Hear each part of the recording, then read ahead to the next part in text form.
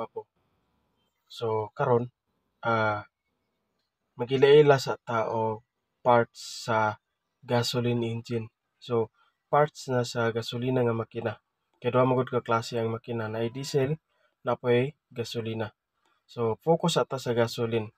So unsa nay mga parts sa gasoline engine? So kung ikaw, kung gusto ka magtunog automotive, dapat kaila kag mga parts sa gasoline engine.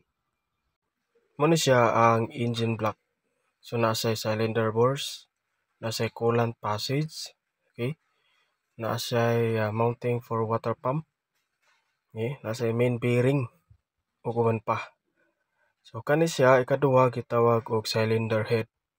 So nasa valve clearance adjuster, nasa rocker arm shaft, valve retainer, spring close valve, nasa housing for thermostat ug uban pa. Ikatulo ang gitawag og piston assembly. So kanang piston assembly naa siya piston, piston pin, nasa connecting rod o uban pa. Ikaupat naa siya crankshaft. So muna siya ang crankshaft, dire nakakonek ang ihang piston na connecting rod. So naa ka siya crank pin. Ikaulima ang gitawag og camshaft. Okay, kani camshaft nasa drive gear, nasa camshaft loops. Ikaunom ang valves. So valves nasa intake ug exhaust valve. So ang intake valve mo ang dako nga lingin o gamay ang lingin ang exhaust valve. Then sa timing belt o timing chain. So muna siyang timing chain o timing belt. So at least makabalo mo unsay dagway anang timing chain o dagway sa timing belt. Ang ikawalo ang gitawag og spark plug. So muna siya ang magsunog sa atong air and fuel. Then siyam ang fuel injectors. So muna siya ang dagway sa fuel injectors nga siya mo spray dito sa sulod sa ato ang internal combustion. Then ang ikapulo ang gitawag intake manifold. So dire mag-agi ang air and fuel mixture padulong sa iyahang combustion chamber. Then ang ika-11 ang gitawag exhaust manifold. So dire pod mo agi ang aso nga gikan sa combustion chamber. Ang ika-12 ang gitawag og oil pump. So siya magbomba sa oil nga gikan sa iyang oil pan pasaka. Okay, mo na siya ang oil pump.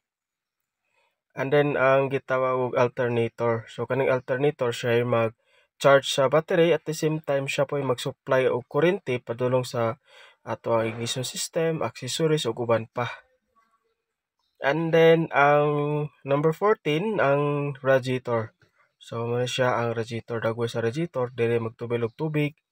Okay, para dili mo-overheat ang ato ang makina. And then ay ka-15 ang gitawag throttle body. So mo siya ang throttle body. So mo mga advanced karon nga mga 16 ang crankcase. So dire punduhanan sa oil. Okay, so ang gitawag crankcase. And then ang gitawag number 18 ang high tension wire. So mo yung mga daan sa una. So karon bag-o naman. Okay, so mo siya ang ignition coil, mo mga daan nga mga model sa coil. Karon kay advanced naman ang technology sa coil karon mo ni ang mga bag-o. So direct na, wala na nagagi og high tension wire. So mo ang bag-o ba? So gwapo kayo ang learning nga inyong makatunan karon nga dapat makaila mo sa gitawag og gasoline engine. So importante kay na kay ngano man nganong kinahanglan ka matun-an nimo ang gasoline engine tungod kay pag-abot sa troubleshooting dali ra nimo ma-diagnose tungod kay kaila kag mga parts mo nga gamit kayo na siya.